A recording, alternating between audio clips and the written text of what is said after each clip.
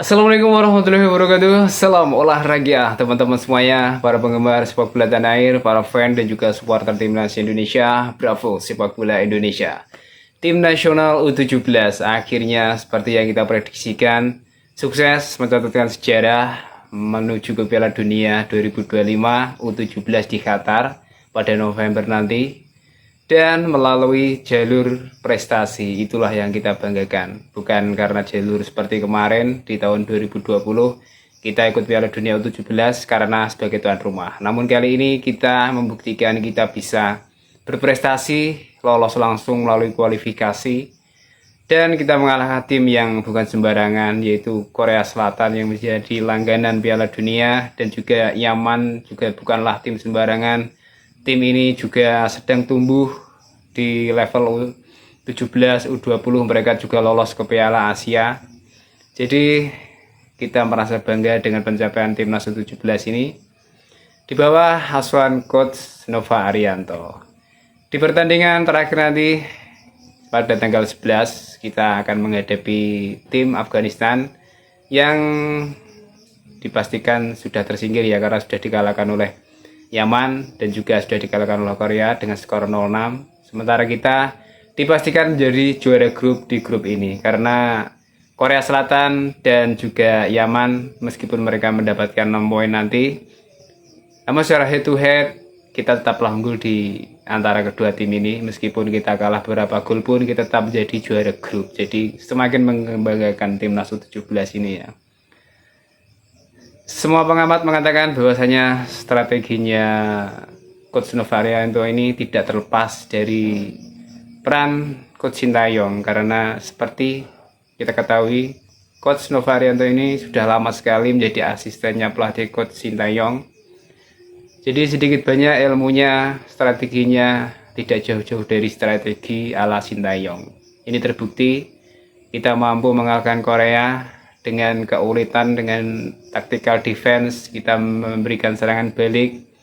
Namun itu efektif, tidak perlu main cantik, yang penting kita bisa bertahan. Siapa tahu kita dapat Dewi Fortuna, bisa mendapatkan gol seperti lawan Korea Selatan, dan terbukti itu. Meskipun tidak hanya Dewi Fortuna ya, Dewi Fortuna dalam sepak bola itu juga penting. Namun jika tim kita tidak mampu masuk ke kotak penalti lawan, ke kotak penalti Korea Selatan, apapun caranya juga tidak ada kemungkinan untuk kita mendapatkan penalti itu. Jadi tim ini saya kira sudah bagus.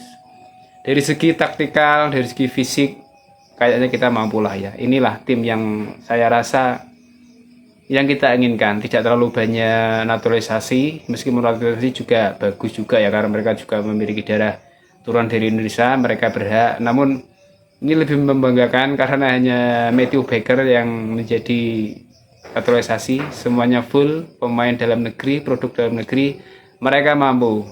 Dan ada lagi, dari segi postur kita kalah, dan ternyata kita juga mampu. Itu menjadikan pembuktian bahwasanya postur tidak salah selalu menjadi masalah untuk menghadapi tim-tim yang memiliki postur lebih tinggi ya.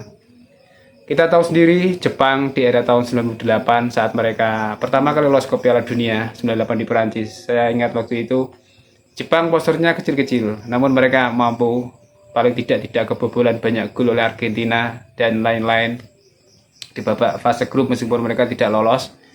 Namun intinya dengan fisiknya Jepang yang kecil-kecil rata-rata juga setara dengan kita ya. Jepang kecil-kecil namun mereka mampu kok ternyata untuk mengimbangi, untuk berprestasi di kancah dunia, di level Asia.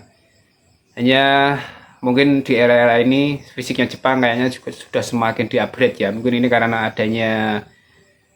adanya obat-obat atau suplemen-suplemen untuk meninggikan tulang. Kalau kita lihat di marketplace juga banyak, sejak usia dini itu terbukti bisa lebih meninggikan pemain-pemain dari Jepang ini. Dulu 98 pemainnya juga kecil-kecil, seperti Andik Firmansyah lah, kecil-kecil gitu, nggak terlalu tinggi-tinggi amat.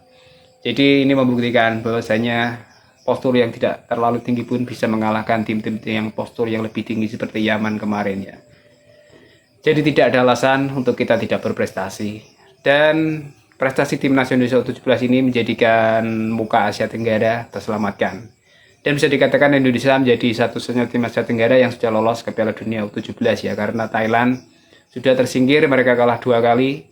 Sementara Vietnam masih ada peluang, mereka sukses menahan imbang Jepang dan juga Australia. Sementara Australia sendiri yang di babak penyisihan satu grup dengan kita waktu penyisihan kemarin dan bermain imbang dengan kita, sekarang kondisinya juga semakin terseok-seok karena mereka baru saja kalah dengan Uni Emirat Arab dan ditahan imbang Vietnam. Jadi Jepang, Vietnam, dan juga Uni Emirat Arab mereka masih memiliki peluang, terutama Jepang. Jepang sudah mengoleksi 4 poin, Uni Emirat Arab 3 poin, sementara Vietnam 2 poin. Dan Vietnam juga masih ada harapan asalkan mereka mampu mengalahkan Uni Emirat Arab di partai terakhir. Dan Australia paling tidak ditahan imbang lah oleh Jepang, kemungkinan juga mereka bisa lolos ke Piala Dunia menjadi wakil Asia Tenggara ya. Kita berharap juga Vietnam mampu lah lolos ke Piala Dunia agar Asia Tenggara memiliki 2 wakil di Piala Dunia U17 2025 November nanti di Qatar. Itu harapan kita ya. Jadi di Asia Tenggara ada 3 wakil yaitu Thailand, Vietnam, dan Indonesia. Thailand sudah gugur, tinggal kita dan harapan ada di Vietnam itu. Dan menjadikan prestasi timnas U17 ini akan menjadikan sebuah pelocor tentunya ya. Apakah ini juga sebuah kode tim nasional senior kita akan mengikuti jejak adik-adik kita U17 ini? Siapa tahu ya, kita berharapnya begitu. Kita mampu di U17, apakah ini sebuah kode kita nanti juga akan lolos Piala Dunia di level senior? Itu harapan kita.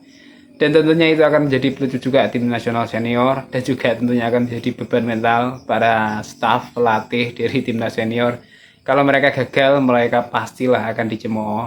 Karena apa? Karena mereka sudah full naturalisasi.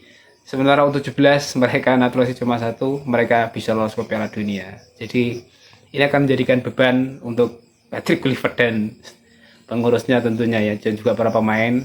Dan diharapkan juga tidak hanya menjadi beban, tapi menjadi motivasi, semangat, dan semoga kita bisa senior lolos ke Piala Dunia 2026. Karena kemungkinan nanti kalau kita lihat yang akan bertemu kita di ronde keempat ya, itu adalah negara Timur Tengah rata-rata itu. Dan kita sudah beberapa kali sukses untuk mengatasi perlawanan dari tim-tim Timur Tengah ini seperti Bahrain, Arab Saudi. Mereka di kualifikasi Piala Dunia senior tidak pernah bisa mengalahkan kita. Kita draw-draw dan menang-menang. Jadi kita harapkan tim-tim Timur Tengah nanti yang akan menjadi lawan kita bisa kita atasi di babak ronde keempat, harapan kita ya. Karena juara Piala Teluknya Bahrain sudah kita kalahkan, dan Arab Saudi sudah kita kalahkan. Sementara Iran dan Uzbekistan juga mereka sudah hampir pasti lolos lah ya. Jadi tinggallah tim seperti Uni Emirat Arab, Qatar, dan juga Jordania, dan ada janganlah Irak ya. Kita harap nggak bertemu dengan Irak karena Irak sangatlah momok untuk kontingen Indonesia. Semoga ketemu Jordan saja atau Oman. Jadi itu harapan kita. Wassalamualaikum warahmatullahi wabarakatuh. Salam olahraga.